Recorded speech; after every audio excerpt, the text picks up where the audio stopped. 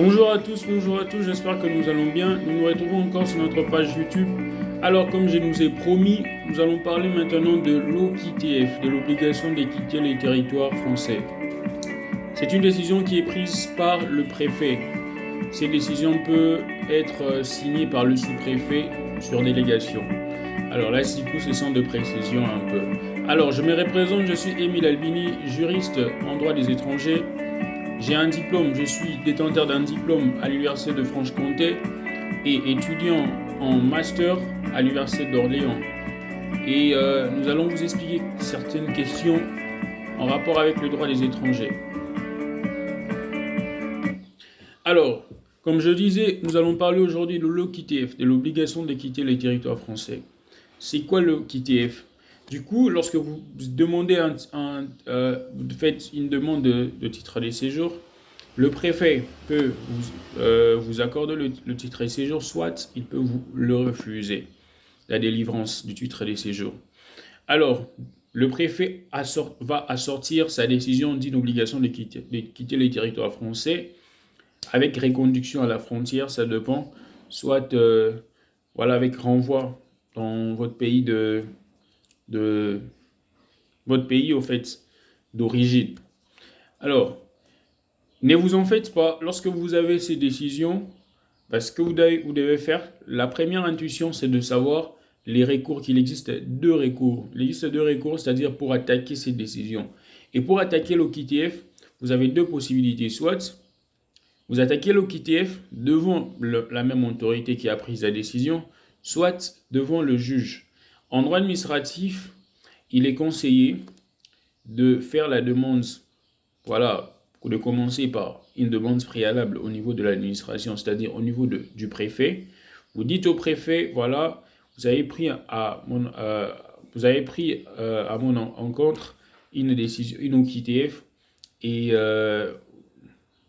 je conteste pour tel motif, tel motif. Du coup, vous devez être accompagné par un avocat ou des spécialistes, des juristes en droit des étrangers qui peuvent vous aider à rédiger un recours gracieux, ce qu'on appelle au niveau de l'administration. Alors, il existe deux sortes d'OQTF. L'OQTF peut être assorti soit avec délai de départ volontaire de 30 jours, soit avec délai sans départ volontaire. Voilà. Alors, lorsque vous avez une OQTF avec délai de départ volontaire de 30 jours, vous avez 30 jours pour attaquer l'OQTF, l'obligation des territoires français, devant l'administration et devant le juge. Alors, n'attendez pas que l'administration vous réponde pour introduire votre requête devant le juge. Vous allez perdre votre temps et vous n'aurez plus droit à votre recours devant le juge. Parce que d'habitude, la plupart des recours qu'on introduise auprès du préfet, le préfet nous répond toujours négativement. Et dans la majorité des cas, le juge annule la décision du préfet et le préfet a l'obligation de vous accorder un titre de séjour. Alors, parlons de l'obligation de quitter les territoires français avec délai volontaire de 30 jours.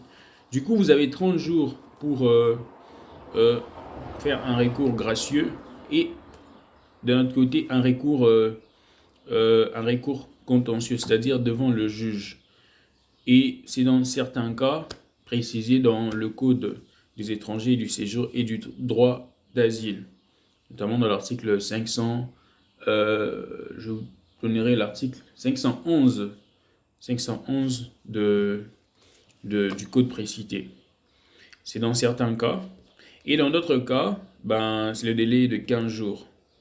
Dans la prochaine vidéo, vous demandez sur les commentaires par rapport à votre situation, je vous expliquerai dans les détails.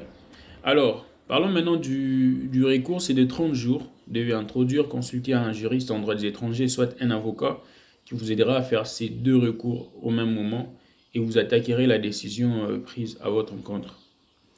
Alors, parlons maintenant du délai de l'OQTF assorti avec délai sans délai volontaire. Les recours, c'est de 48 heures. N'attendez pas, n'attendez pas une semaine pour attaquer. Du coup, ça sera forclos. Vous ne pouvez plus saisir ni l'administration ni les juges. Et ça sera foutu pour vous. Vous allez quitter les territoires français. Vous avez 48 heures pour saisir pour saisir le juge et l'administration. 48 heures. 48 heures.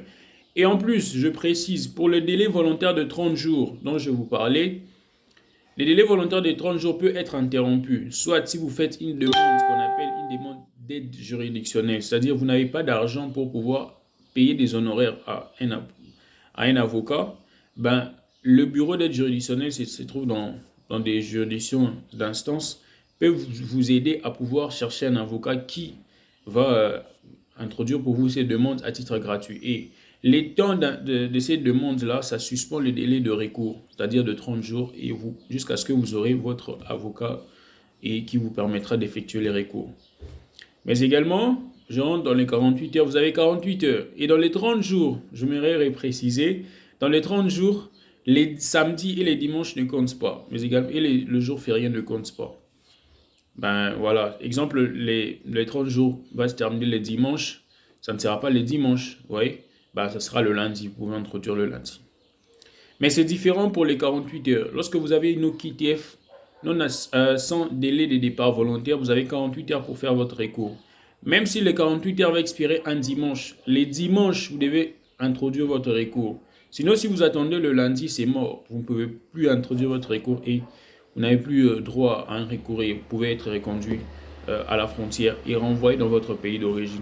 C'est un détail très important à préciser, vraiment très important que je voulais vraiment apporter au fait. Alors du coup, c'est un peu ça l'idée. Et j'aimerais nous préciser quand est-ce que courent les délais de départ, les délais des recours.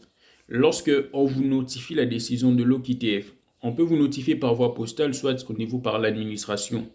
On peut vous notifier, on vous donne un rendez-vous, on vous notifie. Et les délais de départ courent à partir de là. Il existe des cas où vous avez une OQTF, on vous notifie l'OQTF. Exemple, on notifie l'OQTF sans délai de départ, voilà, et c'est assorti des 48 heures du recours. Et que vous n'avez pas de pièce d'identité, peut-être votre pièce d'identité a été saisie par les autorités, par des policiers et tout, suite peut-être à votre situation irrégulière en France. Soit vous avez connu un accident qui a permis à ce que vous perdiez votre carte d'identité. Plusieurs circonstances exceptionnelles peuvent permettre à ce que ces décisions, que l'on ne vous remette pas par les agents qui travaillent à la poste. Et les agents qui travaillent à la poste vont renvoyer la notification à la préfecture pour dire que c'est la notification que vous avez envoyée à tel monsieur ne peut pas lui être attribuée parce que ne peut pas lui être donnée parce qu'il n'a pas produit sa pièce d'identité. Et que l'on ne vous trompe pas, dans cette hypothèse-là, jusqu'à ce que vous allez produire une pièce d'identité, c'est à partir de là que le délai va courir. L'administration ne peut pas vous dire, ben voilà, les recours est passé, vous ne pouvez plus saisir. Non, une décision du Conseil d'État a pu annuler une décision du préfet qui disait, ben le recours est irrécevable parce que les 48 heures est passé. Par contre, le monsieur n'avait plus sa carte d'identité, ça a été saisi, il avait connu un accident. C'est l'affaire Messieurs Diallo. L'affaire Messieurs Diallo. Voilà, ben, certaines précisions. C'est une décision du Conseil d'État. Si vous avez besoin de précisions, écrivez sur le commentaire, je vous parlerai de plus de détails.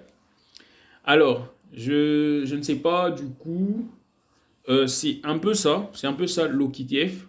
Et il est conseillé de consulter un avocat pour faire un recours. Essayez d'étudier minutieusement votre recours afin d'apporter des précisions sur le recours en question. Parce que voilà, c'est un droit très complexe et il faut une expertise pour vous aider à avoir votre titre de séjour. Et surtout, ne vous inquiétez pas. Quand vous saisissez dès que vous saisissez le juge a pratiquement 3 mois pour vous répondre. Pour l'OQTF assorti d'un délai volontaire de 30 jours à 3 mois. Si c'est des 15 jours, le juge a 6 semaines.